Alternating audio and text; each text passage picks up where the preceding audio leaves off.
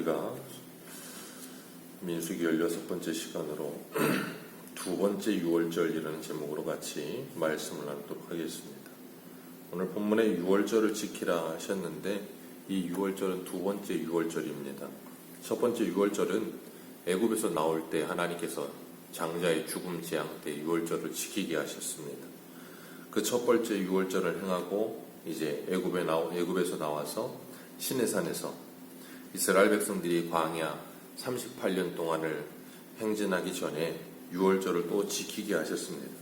이 유월절은 원래 있던 달력을 대신해서 유월절이 그들에게 새해가 되어서 새로운 달력이 시작되게 하셨어요. 그래서 1년이 유월절을 기준으로 돌아가게 하셨습니다. 태양력으로는 한 3월에서 4월 사이에 이렇게 유월절이 시작이 되는데, 하나님께서 유월절을 통과한 이스라엘 백성들로 하여금 하나님의 나라의 백성으로 그들을 만들어내시고 새로운 피조물이 되게 하셔서 새로운 인생을 살게 하신 시작점이 유월절이에요.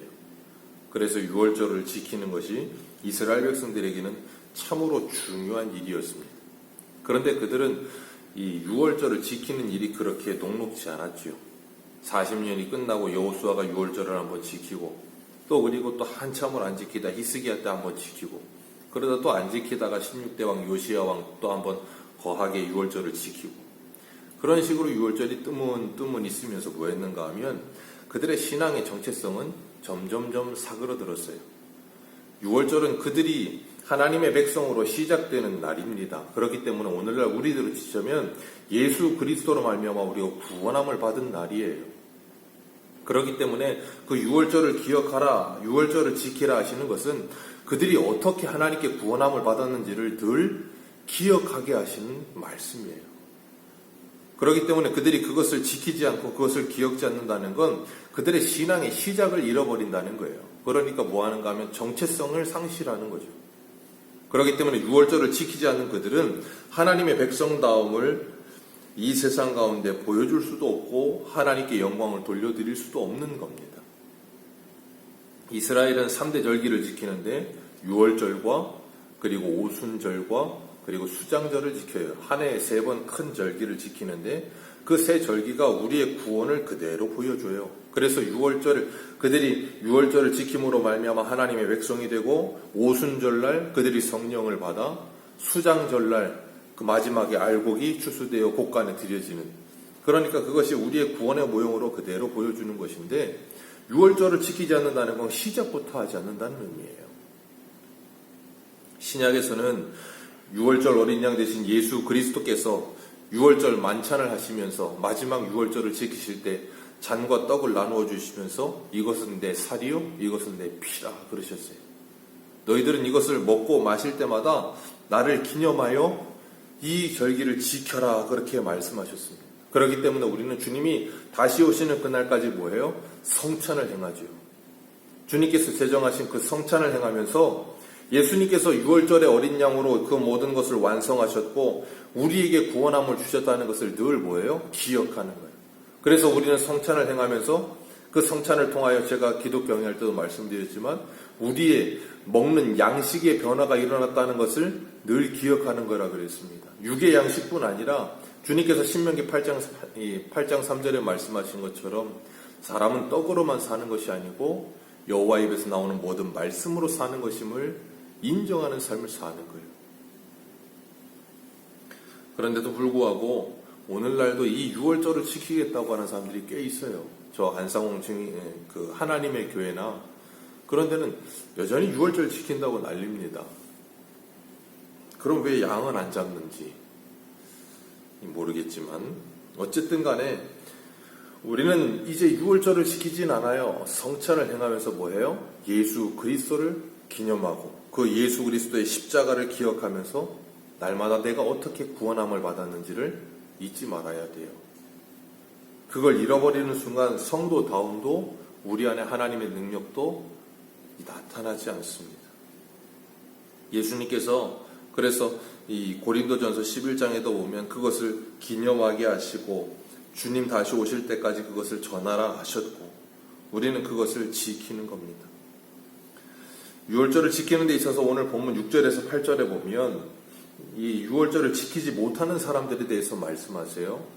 시체로 인해 부정하여진 사람들, 그리고 멀리 타국에 여행을 갔다가 피치 못하게 유월절을 지켜야 될 날짜를 넘긴 사람들. 그래서 그런 사람들은 유월절을 지킬 수가 없어요. 그러니까 그들이 이 시체로 인해 부정해진 사람들이 7절에 어떻게 유월절을 지키지 못하게 하십니까? 어찌합니까? 그렇게 모세에게 물어요. 그랬더니 모세가 기다리라. 내가 하나님께 물어보겠다. 그리고 하나님께서 그들에게 방도를 주시는데 무엇인가 하면 시체로 부정한 사람이든 멀리 타국에 나갔다가 돌아오지 못해서 유월절을 지키지 못한 사람이든 간에 누구든지 다 유월절을 지켜라. 그러면서 유월절이 끝나고 한 달 후에 이 11절에 말씀하시는 것처럼 둘째 날 14째 해에 똑같이 유월절을 지키라 그렇게 말씀하세요. 그리고 하나님께서 14절에도 보면 14절 같이 읽습니다. 시작.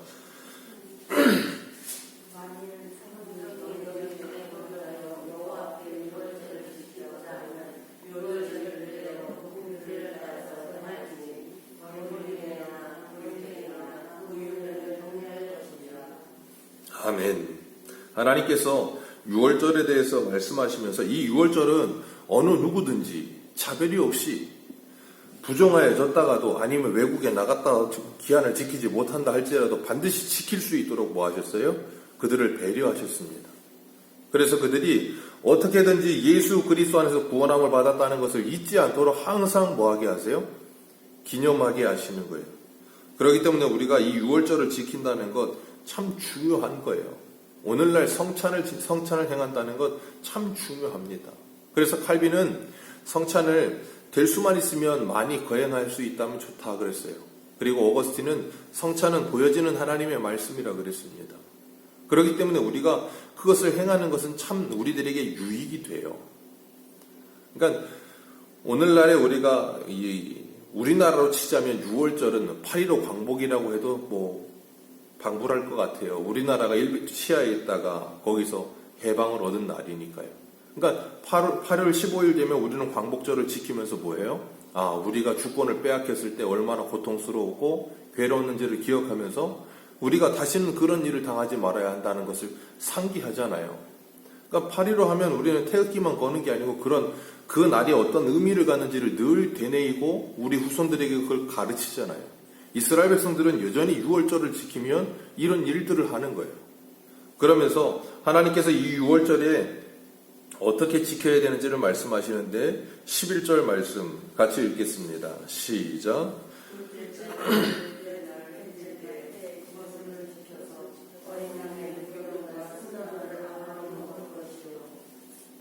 여기 보면 무교본과 쓴나물을 먹으라. 그리고 출애굽기에는 누룩을 제하라 그랬어요. 온 집에서 누룩을 제하라. 누룩은 부풀어 오르게 하는 거지요. 그렇기 때문에 그것은 예수님께서 하나님의 나라를 비유하실 때도 설명하시지만 또 하나는 그 죄를 의미할 때도 그걸 설명하셨어요. 왜요?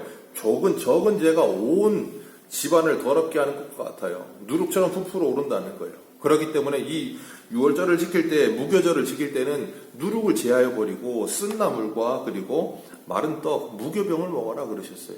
이건 뭘 의미하는가 하면 이 음식은 고난을 의미해요. 그들이 광야 40년 동안 살아가면서 하나님께서 그들에게 허락하신 그 길이 참 힘들고 어려운 길이라는 걸 가르치시는 거예요. 광야 40년 동안 그들이 장막절이 그거거든요. 텐트 치는 거. 이 유대인들은 지금도 그걸 지켜요. 그런데 광야 40년 동안 텐트 치면서 살는 게 그렇게 쉽지 않거든요. 어려워요. 그런데 예수 그리스도를 믿고 구원함을 받은 하나님의 백성이 하나님의 나라에 가는 그날까지 그 길이 쉽지 않다는 거예요. 6월절을 지키고 나와 그들이 그 광야에서 40년을 사는 일 쉽지 않습니다. 스데반은 그걸 광야 교회라고 그러잖아요. 그렇기 때문에 우리가 예수 그리스도를 믿고 구원함을 받아 하나님의 자녀로 이 땅을 사는 일 결코 쉽지 않아요. 쓴나물과 무교병을 먹는 것 같은 삶이에요. 달콤하지 않습니다. 그래서 사도 바울은 로마서 8장 17절에 우리가 자녀이면 또한 하나님의 후사요 그리스도와 함께한 후사니 그와 함께 영광을 받기 위하여 고난도 함께 받아야 할 것이니라. 아멘. 분명히 우리에게 말씀하세요. 아들이 되어 예수 그리스도와 함께한 후사가 되었으면 그리스도와 함께하는 고난이 우리에게 기다린다. 그러나 현재의 고난은 장차 우리에게 올 영광과 좋게 비교할 수도 없는 굉장히 경한 것이다.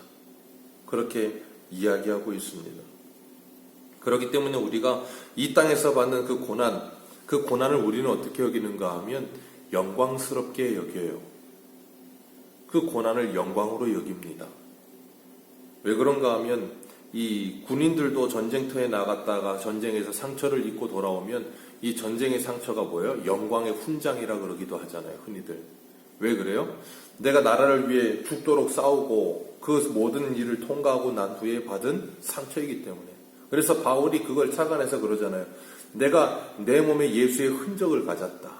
그 셈의 이 예수의 흔적을 가졌다 그러면서 뭐라 그러는가 하면 이후로는 나를 괴롭게 하지 말라. 예수의 흔적을 가졌다는 거예요. 내가 예수 그리스도의 복음을 위하여 내 몸을 다하여 주님의 영광을 위해 살았다는 거예요.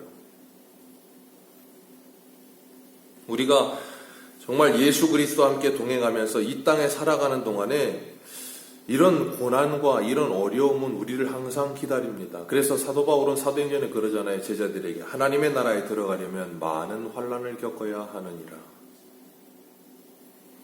오늘날 우리 대한민국은 종교의 자유를 허락합니다. 그렇기 때문에 대한민국에서 예수 그리스도를 믿는다고 해서 순교하지 않아요. 참 편안하게 신앙생활할 수 있는 나라입니다. 복이죠. 그런데 이 나라에서 우리가 하나님의 자녀답게 믿음으로 살아간다면 우리는 반드시 고난과 환난을 당하게 되어 있어요. 주님께서 우리에게 에베소서에 말씀하시는 것처럼 빛의 자녀들의 열매는 착함과 의로움과 진실함이라 그랬습니다. 그 세 가지만 있겠습니까? 뭐 수만 가지가 되겠죠. 우리가 하나님의 자녀답게 믿음으로 산다면. 그런데 착함과 의로움과 진실함, 우리가 이 세상을 살아가면서 착하게 의롭게 진실하게 살아가기 시작하면, 그래서 믿음으로 살기 시작하면 이 세상에서 눈에 가시와 같은 존재가 되게 돼 있어요. 이렇게 혼탁하고 어지럽고 부정과 부패가 가득한 세상 속에서 진실하게 의롭게 살려고 하면 저 세상으로부터 얼마나 많은 핍박을 당하는지 모릅니다. 그건 자발적 고난이에요. 누가 시키지 않아요. 그냥 한눈 감으면 편한 세상이에요. 그냥 다 적당히 타협하며 살면 그냥 신앙도 지키는 것 같고 세상에서 편안하게 살 수 있는 그 양다리를 거치는 것 같은 그런 신앙생활 얼마든지 할 수 있습니다. 그러면 이 대한민국에서 고난당할 일이 하나도 없어요. 그런데 우리가 하나님의 말씀대로 살고자 하는 결단과 결심을 하고 다니엘과 같이 뜻을 정하며 살기 시작하면 어려움은 반드시 찾아와요. 그러나 하나님은 우리들에게 그런 삶이 우리에게 주어지는 삶이다 그러시는 거예요. 쓴나물과 무교병을 먹는 것 같은 삶.